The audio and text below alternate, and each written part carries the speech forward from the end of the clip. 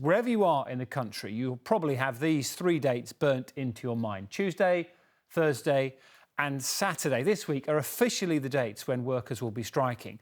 But disruption is going to bleed on those days in between as well. So do expect and prepare for disruption throughout the whole of this week.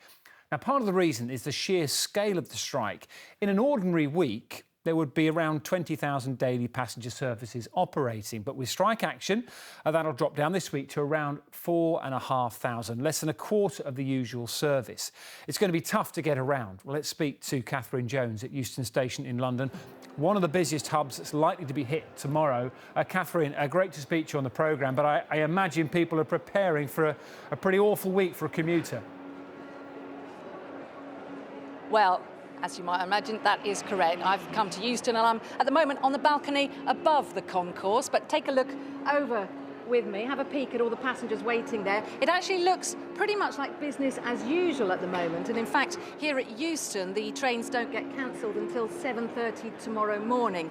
But as you said, as I came snaking through that crowd about half an hour ago, I checked in with a few people and a lot of them have already amended their travel plans to avoid the chaos this week. What a week it's going to be.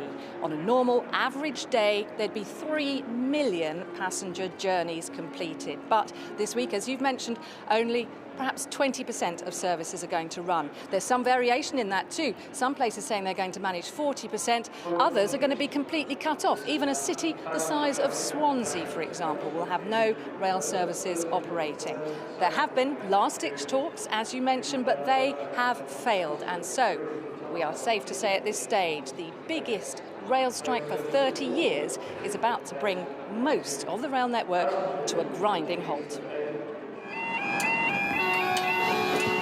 Still running, but not for much longer. Rail services are already winding down. Signs outside stations warning of the week of disruption to come.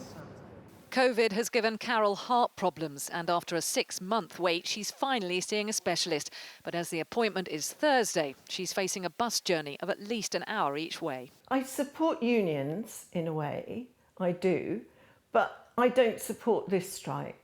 I think they have a reasonable salary, they have amazing pensions, and holding a country to ransom like this strikes me as ridiculous. We've been asking to do extra jobs, but we don't have extra money in our pockets.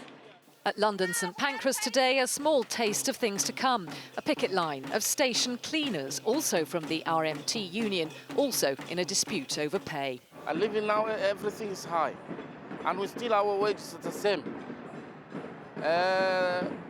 Electric, gas, transportation, food, everything is getting high. And we still got same level we are. Among today's train travellers, there's a mix of sympathy and annoyance. I think it's fair, yes I do. Yeah, I know it's hard on people, but I do believe in what they're striking for is right. I have things in the afternoon to do out in the west, so yeah, I mean, it's really kind of turning me upside down. I do sympathize, but I also see how it affects me, so I guess everyone's looking out for their own.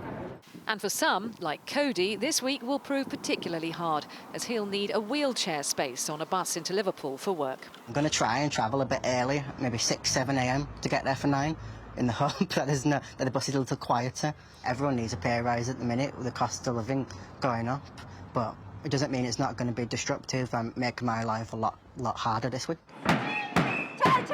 For the strikers, there are jobs at stake and keeping their pay in line with the rising cost of living, while the train operators say they must modernise and cut costs because post-pandemic passenger numbers just haven't recovered.